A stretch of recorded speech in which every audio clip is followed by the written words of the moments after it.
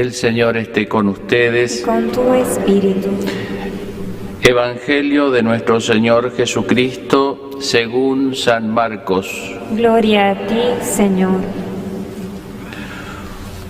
Un escriba que oyó discutir a Jesús con los saduceos, al ver que le había respondido bien, se acercó y le preguntó: ¿cuál es el primero de los mandamientos?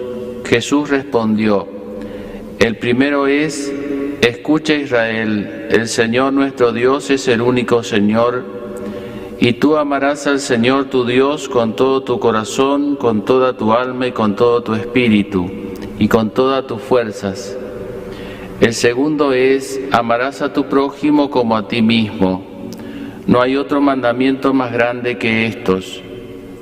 El escriba le dijo: muy bien, maestro, tienes razón al decir que hay un solo Dios y no hay otro más que Él, y que amarlo con todo el corazón, con toda la inteligencia y con todas las fuerzas, y amar al prójimo como a sí mismo, vale más que todos los holocaustos y todos los sacrificios. Jesús, al ver que había respondido tan acertadamente, le dijo: tú no estás lejos del reino de Dios. Y nadie se atrevió a hacerle más preguntas. Palabra del Señor. Gloria a ti, Señor Jesús.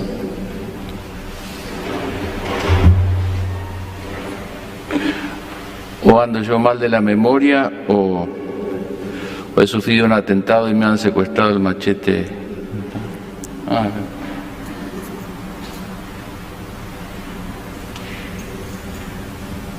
No, yo por ustedes, porque si no, es más largo todavía si empiezo a hablar. Esto es como el caminito que me obligo a hacer, si no. Cuando uno es sacerdote joven tiene que pensar qué decir. Bueno, sacerdote joven, cualquier persona joven tiene que pensar qué decir. Después con los años uno tiene que pensar qué no decir. Muy bien.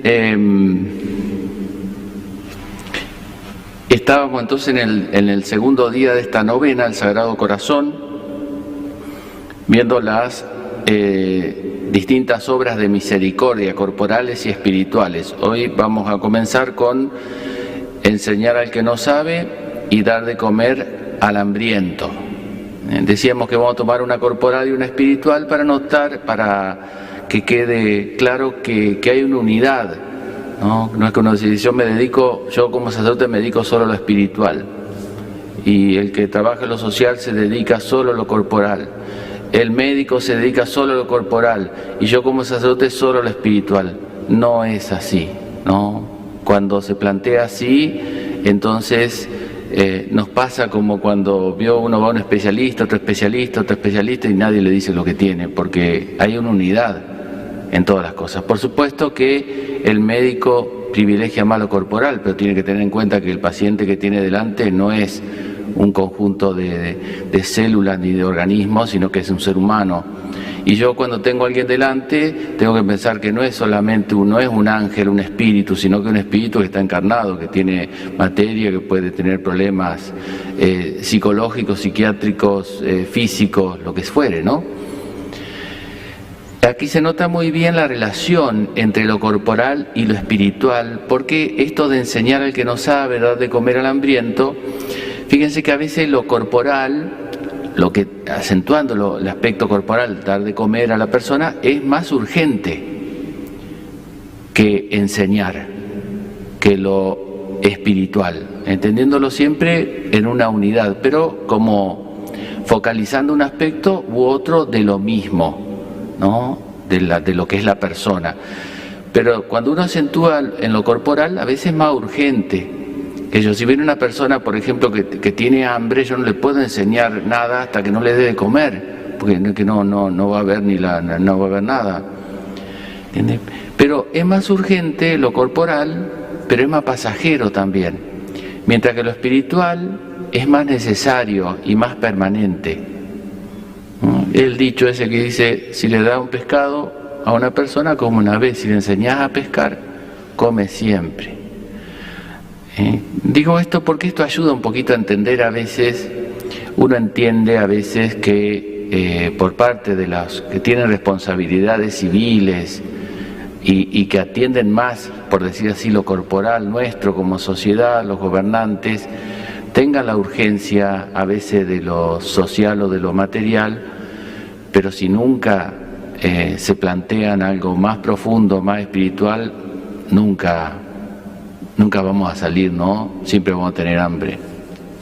Bueno, en fin, la simbología de hoy es estas dos obras, como les decía, a veces encajan mejor que otras veces.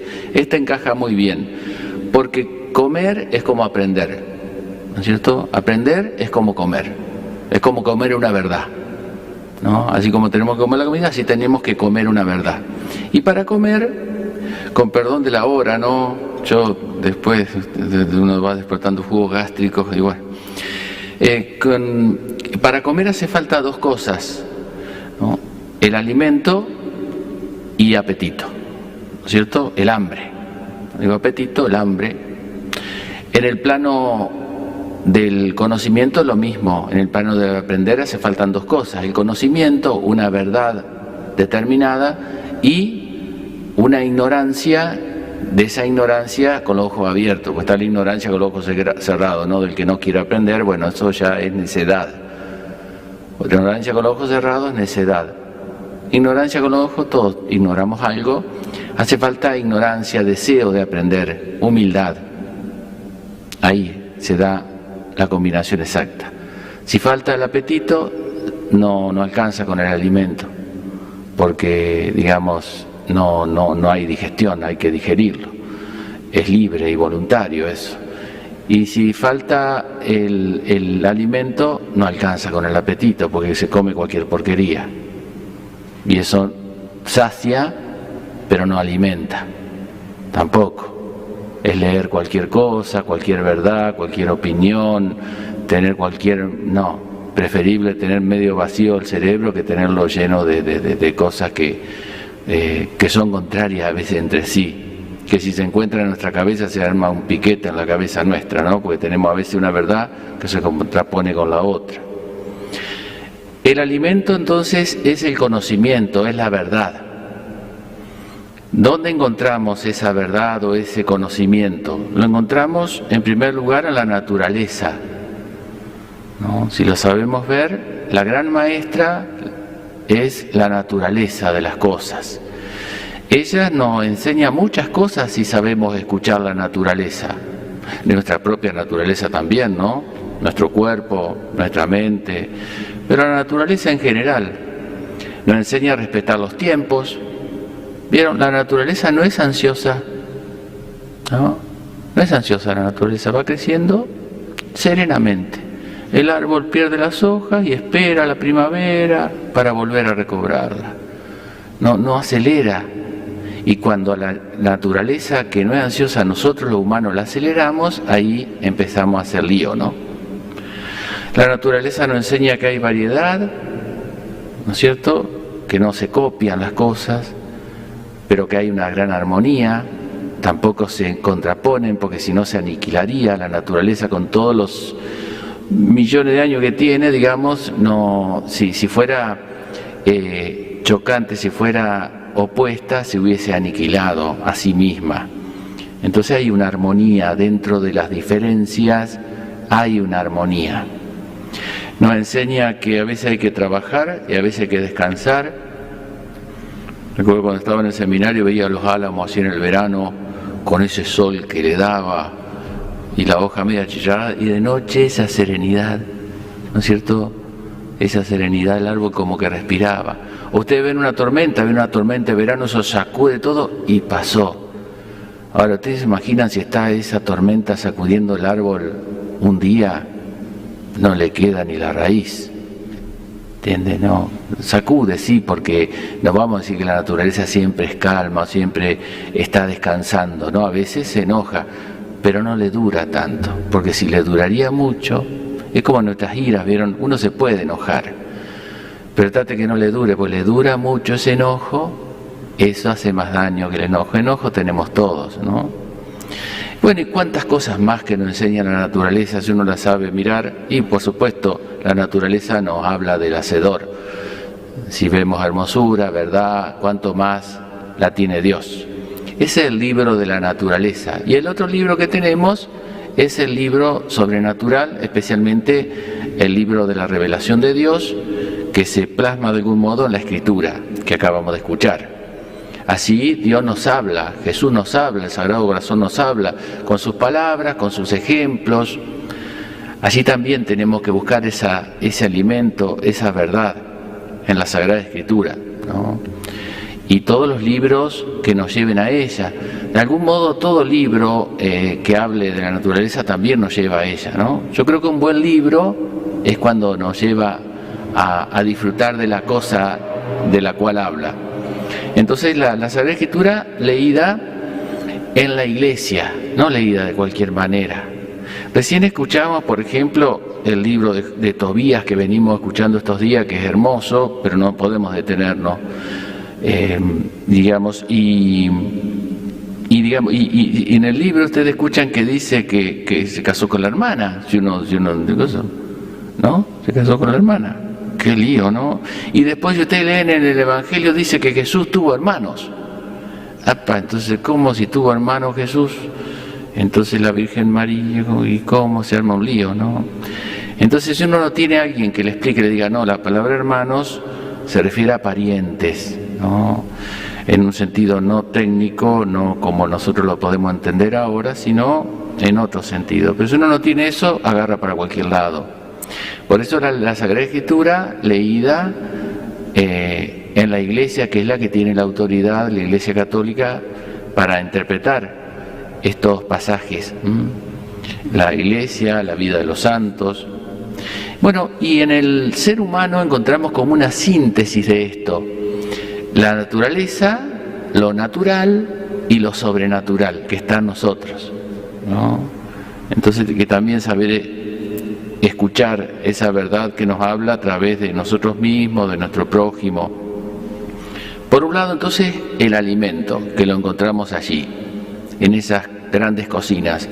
La naturaleza y lo sobrenatural, podemos decir la Eucaristía también y demás, ¿no? Los sacramentos, particularmente la Sagrada Escritura.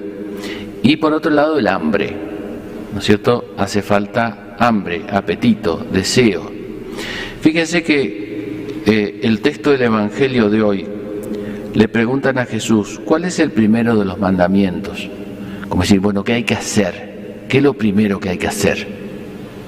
Y dice Jesús, retomando un texto del Antiguo Testamento, el primero es, comillas, escucha Israel. El Señor, bla, bla, bla, bla. Lo primero es escuchar. Antes de hacer, hay que escuchar. Antes de enseñar, hay que escuchar, hay que aprender. Antes de dar un consejo, hay que recibir un consejo. Antes de. Así estamos hechos nosotros. Cuando nosotros nacemos, nuestro cerebro es como un pizarrón y vamos recibiendo, y de todo eso que recibimos, es después de lo que damos. ¿Entiende? Y en la medida que recibimos, podemos dar. Por eso hace falta, para poder enseñar, primero aprender a escuchar, aprender, ¿no es cierto? Aprender. Escuchar la naturaleza, escuchar con todos los sentidos, no solo con el oído. Hay que saber escucharnos nosotros mismos, escuchar a los demás, escuchar las circunstancias de la vida. Uno tiende, ¿vieron cómo pasa en tanto orden la vida, a escuchar lo que le conviene o lo que quiere? O se pone anteojos que le reflejen la realidad según cómo uno la quiere ver. Pero tenemos que tener todos la suficiente humildad para escuchar la realidad. Después viene la interpretación, que ahí podemos disentir. Pero primero es escuchar la realidad y dejarnos interpelar por la realidad. No es fácil esto, A uno le pasa, yo planeo algo, quiero que esto salga así, cuando la realidad me tira un signo de que no encaja, yo tengo dos caminos, o renuncio a mi criterio y a mis planes, o peor, para la realidad. Es como si hago un sombrero que queda chico. O lo cambio el sombrero, o le achico la cabeza al otro, se la rebano con una sierra y se la achico. Cambio la realidad, o cambio el sombrero, ¿no? Por eso no es fácil aprender a escuchar, Hemos dicho otras veces cómo Escuchar significa estar dispuesto a hacer la voluntad de otro o a cambiar de criterio. Y ahí el amor propio se nos aferra a lo que nosotros pensamos y queremos. Que no está mal tener un pensamiento propio y un querer propio, nosotros somos responsables de nuestra vida, ¿no? Pero saber escuchar es saber, estar dispuesto a hacer la voluntad de otro. Por eso la palabra obediencia viene de ahí, ¿no? Oba audire, escuchar de tal manera que me dejo interpelar. Es un ejercicio muy interesante, ¿eh? Y hay que tener esa gran libertad interior para cambiar criterio, cambiar los planes, cuando la realidad nos muestra lo contrario, ¿no? Porque eso es exactamente, eso es lo que es la humildad. La medida es la realidad, no yo. La soberbia es todo lo contrario. La medida de la verdad soy yo. Eso es la soberbia, que es ser Dios. Dios es la medida de la realidad. En cambio, la verdad es la que nos mide a nosotros. ¿Entienden? Eso es la humildad. Nosotros nos adecuamos a la verdad, ¿no? Y no buscamos adecuar la verdad a lo que nos conviene. Eso es la soberbia, exactamente. Por eso nos cuesta tanto, a todos nos cuesta tanto, porque está ese bichito sutil de la soberbia. Bueno, ¿cómo vamos a enseñar si antes no somos discípulos, no aprendemos a escuchar, ¿no? Por eso, para poder enseñar, antes hay que saber escuchar. Si uno sabe escuchar, sale con relativa facilidad poder enseñar. Si no, ya digo, viene algún tipo de manipulación, ¿no?, de la verdad y de los demás. Bueno, le dejo algunas tareas para la casa, porque uno come para la casa, los que están allá en la casa, y ustedes cuando se vayan a sus casas, a ver el partido de Argentina-Chile. Algunos están mirando ahí, a ver, padre, que no predique largo para ver el partido. Entre eso capaz que está el padre Horacio. Bueno, el tema es que, para que no quedarnos en el mundo de las ideas, porque se come para obrar, algunas ideas, ¿no? En fin, ustedes tendrán otras. Una, en lugar de escuchar tanta noticia, que a veces nos marea, una cosa es estar informados y otra cosa es estar mareados, ¿no? En lugar de escuchar tanta noticia, podría escuchar un buen libro, por decirlo así, leerse un buen libro, particularmente la Escritura, la Biblia, que es tan actual, que nos dice tantas cosas. No porque, ojo, no hay que interpretar, decir, bueno, esto está pasando, decía el Apocalipsis. No se pongan a exégetas, no nos pongamos en esas cosas en profeta, porque para eso Dios lo tiene. Pero leamos la Biblia desinteresadamente y nos va a iluminar. Después, si estos son los tiempos del Apocalipsis, no son, eso dejémoselo para los profetas. Lo segundo es salir a caminar, ¿no?, a contemplar la naturaleza, no con la pantalla, ¿no es cierto? Porque eso no sé, muy difícil eso, ¿no? Sino a contemplar la naturaleza, a que nos enseñe tantas cosas la naturaleza. Yo me animo a decir, con todo respeto por las personas que tienen que a veces tomar medicación, ¿no?, pero que si nosotros sintonizáramos mejor con la naturaleza, lo cual significa como que uno se armoniza, ¿vieron? Usted se pone al sol un rato y le baja los decibeles, pero lo sintoniza, es una empatía así natural. Bajaría el consumo de clonazepam y alprazolam y todos los SAN, ¿no? Con todo respeto, porque a veces hace falta. Pero digo, me parece que estamos bastante rayados todos porque nos desconectamos de la naturaleza, entramos a girar a otra velocidad. Entonces, contemplar la naturaleza me parece pero fundamental, necesario y un ratito al día muy sanador. Después también, aunque sea una propaganda esta, digamos, traer, hablando de comer y de dar de comer al hambriento.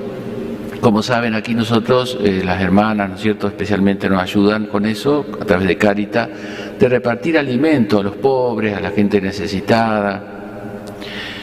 Así que también, ¿no? Porque no solo digo lo espiritual, sino también lo corporal. Pero yo diría de este modo. A mí, yo prefiero, como pasa en el orden, en cualquier orden de las cosas, a veces es preferible poco y de modo habitual que mucho y de vez en cuando. ¿Vieron? Si usted sale a caminar un día, camina 5 horas y después al mes vuelve a caminar, no le sirve eso, no sirve para nada. Desde el punto de vista de la salud, ni le va a dar estado físico, olvídese, va a bajar el colesterol con eso. En cambio, si camina todos los días media hora, le va a andar mucho mejor. Entonces, lo habitual y lo poco, pero de modo habitual. Entonces, por ahí es interesante que cuando uno haga una compra, ya tenga de modo habitual incorporado comprar algo más, o no comprar algo que uno pensaba para uno, sino comprarlo para otro, para compartirlo con alguna persona necesitada. Eso es ideal, porque eso se encarna, se hace de modo habitual. Y bueno, cada uno llevará adelante su vocación de docencia, de enseñar, de los padres, los maestros, a uno le toca también como sacerdote, pero primero sabiendo entonces escuchar. Le pedimos la gracia a la Virgen, ella que supo escuchar, primero escuchó, ¿no es cierto? Escuchó la voz del ángel, la escuchó a tal punto que ella no tenía esos planes, tendría otros planes, no tenía plan tener un hijo la Virgen. Por algo le sorprende, ¿cómo será eso? No, estaba casada con San José, pero es una pregunta media rara, si no se supone que ella pensaba no tener hijos, por ese voto de virginidad, ¿no?, que habrían hecho con San José, una vocación particular, ¿no?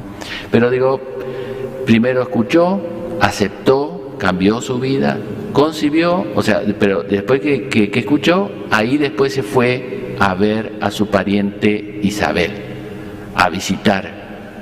Primero escuchó y luego proclama mi alma la grandeza del Señor, etcétera, ¿no? Nos enseñó, obró. Que la Virgen nos conceda esa gracia.